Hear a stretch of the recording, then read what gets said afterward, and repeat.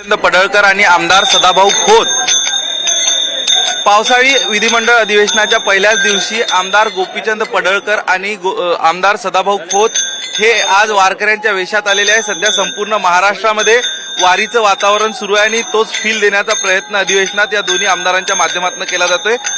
तुम्ही आज वारकऱ्यांच्या भूमिकेत आले आहेत, नेमकं कुठल्या मुद्द्यांकडे तुम्हाला लक्ष वेधायचं आहे? खेड्यापाड्यातला शेतकरी, शेतमजूर, बाराबुलतेदार तो वर्षानुवर्ष तुकोबांच्या आणि ज्ञानोबाच्या वारीतून पंढरपूरला जात असतो आणि विठोबाच्या चरणी लीन होत असतो।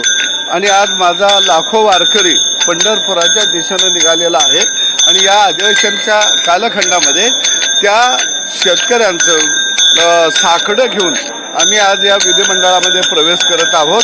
निश्चितपणानं देवाभाऊंच्या नेतृत्वाखालील सरकार शेतकऱ्यांना चांगला दिलासा या अधिवेशनाच्या माध्यमातून देईल। तर आपण बघतोय दरवर्षी वारीला सरकारच्या माध्यमातून निधी देण्यास गेल्या वर्षीपासून सुरुवात झाली।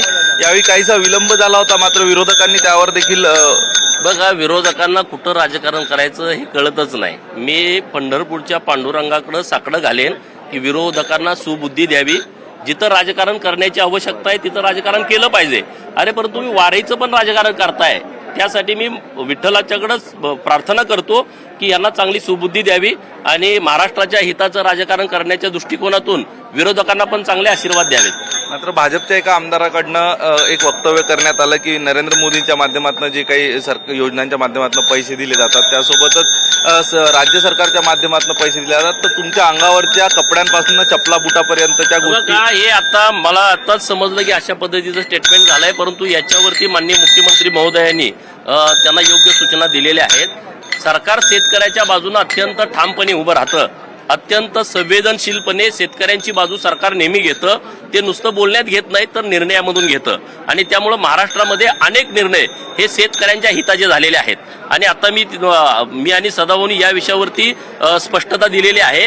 इथून पुढच्या काळात सुद्धा शेतकऱ्यांच्या हिताचे निर्णय आम्ही अधिवेशनामध्ये सरकारकडून करून घेऊ। वारीत आपण बघितलं तर पांडुऱ्याला साकडं घालत वारकरी पायी दिंडी करत जात आहेत। तुमची दिंडी आज राजकीय पंढरीकडे आलेली आहे, नेमकं या राजकीय पंढरीत काय तुम्ही आता साकडं घालणार आहे तुमच्या देवेंद्र विठुरायाला? शेतकऱ्याची पोरं आहोत, आम्ही कष्टकऱ्यांची पोरं आहोत, आम्ही गावगाड्यातली पोरं आहोत आणि आमचे सगळे लोक, आमची सगळी वारकरी कष्टकरी सगळी लोक वारीला गेलेले आहेत आणि आज अधिवेशनाचा पहिला दिवस आहे आणि म्हणून आम्ही सगळेजण या गावगाड्यातल्या सगळ्या कष्टकऱ्यांची, बारा बलुतेदारांची, 18 पगड जातीतल्या लोकांची सर्वांच्या प्रश्नाची सोडवणूक करण्याच्या दृष्टिकोनातून या अधिवेशनामध्ये आम्ही सरकारकडे प्रयत्न करणार आहोत आणि सरकारकडून निर्णय करून घेणार आहोत। तुमची काय मागणी असणार आहे सरकारकडे?